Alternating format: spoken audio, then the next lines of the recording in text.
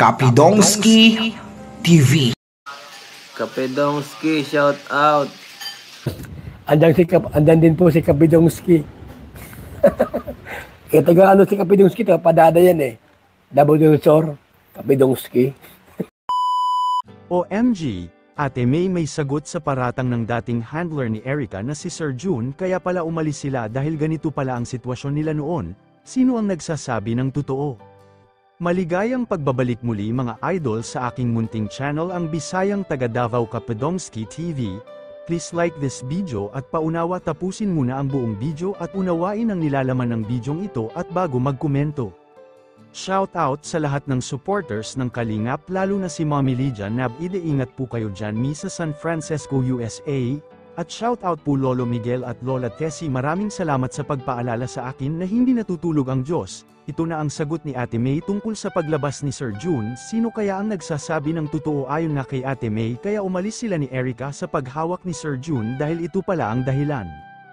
Kapidongski, sabi dating ni May sa GC, kaya iniwan nila si Sir June Wonder dahil maliit lang ang binibigay, tag 3K land daw, tapos ang paninda daw ay toyo, at suka lang daw ang kay June. The rest sa kanila na daw, yun ang sabi ni May sa GC ng Edrica. Dati di ko lang na screenshot kasi sino ba mag-aakala na magagawa nila sa Kalingap ang ginawa nila kay June Wonder. Si May mismo ang nagsabi. At Kapidongski TV, opo, totoo, di po ako nagsisinungaling. Ang admin ng JIC noon ng Edrica ay si Maripenida. JIC free kami noon kaya di ako magsisinungaling.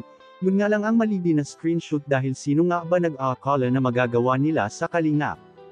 At Kapidongski TV, nabanggit pa nga ni May na minsan daw 1.5 or 1K ang binibigay lang sa kanila ni June, bihira lang magbigay ng 3K, samantala galing daw yun sa sponsor. Kaya noong nalaman daw ni June Wonder na naiblog na si Erica ng Kalingap, chinat niya si Erica kung babalik pa kay June Wonder. Sagot daw ni Erica at May di na dahil may nag-vlog na sa kanila, yun ay ang Kalingap.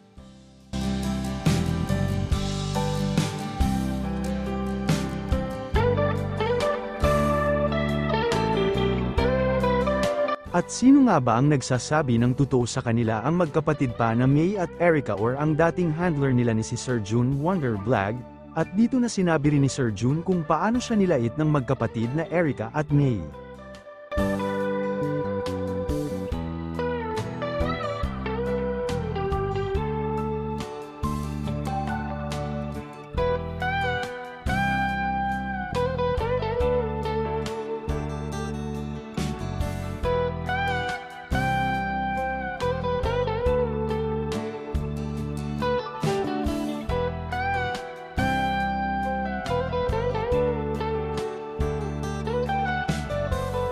Kayo mga idol, anong masasabi ninyo sa issue na ito? Sa aking sariling opinion, ang kasalanan nito ang social media, hahaha joke mga idol, dahil puro na lang tayo awayan, kaya good vibes muna tayo, sisihin muna natin ang sokmed. Bakit ba kasi nauso ang internet? Kaya ayan, tuloy labasan ng baho, hahaha.